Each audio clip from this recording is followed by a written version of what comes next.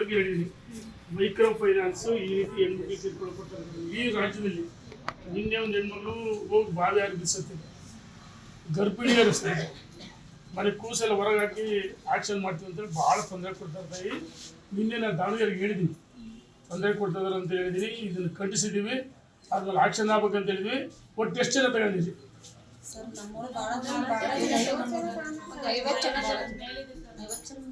50 ಜನ ಮೇಲೆ ತಗೊಂಡಿದ್ರಿ.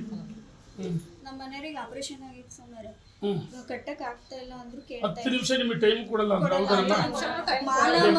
ಫೋನ್ ಮಾಡಿದ್ದೀನಿ ತಾಯಿ, ನಾನು ಮೊನ್ನೆ ಬರ್ತಾ ಇದ್ದೆ, ನೀವು ಫೋನ್ ಮಾಡಿದ್ರಿ.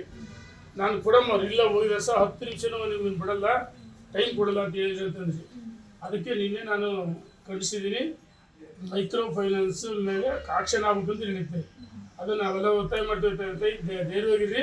ಅವ್ರ ನಂಬರ್ ಕೂಡ ಮಾತಾಡ್ತೀನಿ. ನಾನು ನಂಬರ್ ಕೊಡಮ್ಮ, ನಾನು ವಾರ್ನ್ ಮಾಡ್ತೀನಿ.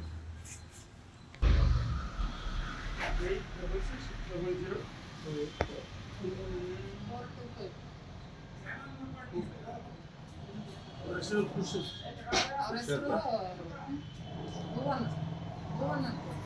ಮೊನ್ನೆ ಉಸಿರಿಗೆ ಹೇಳ್ಕೊಂಡು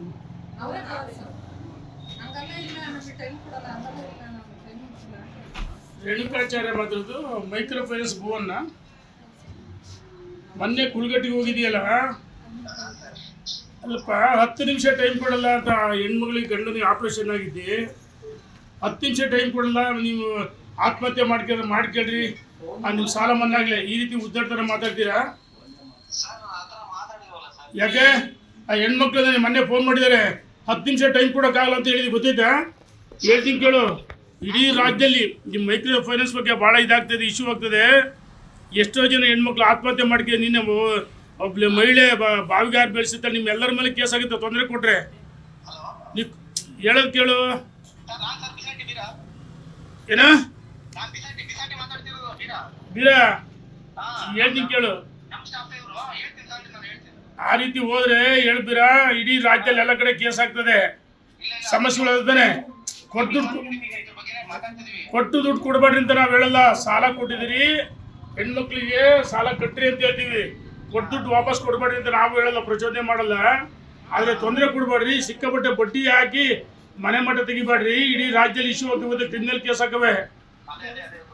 ಏನ ಬೀರ ಹೇಳ್ಬಿಡ, ಅವನು ಯಾರು ಅವನು? ಮೊನ್ನೆ ಕುಳ್ಗಟ್ಟೆ ಭಾಳ ತೊಂದರೆ ಕೊಟ್ಟಿದ್ದಾನೆ.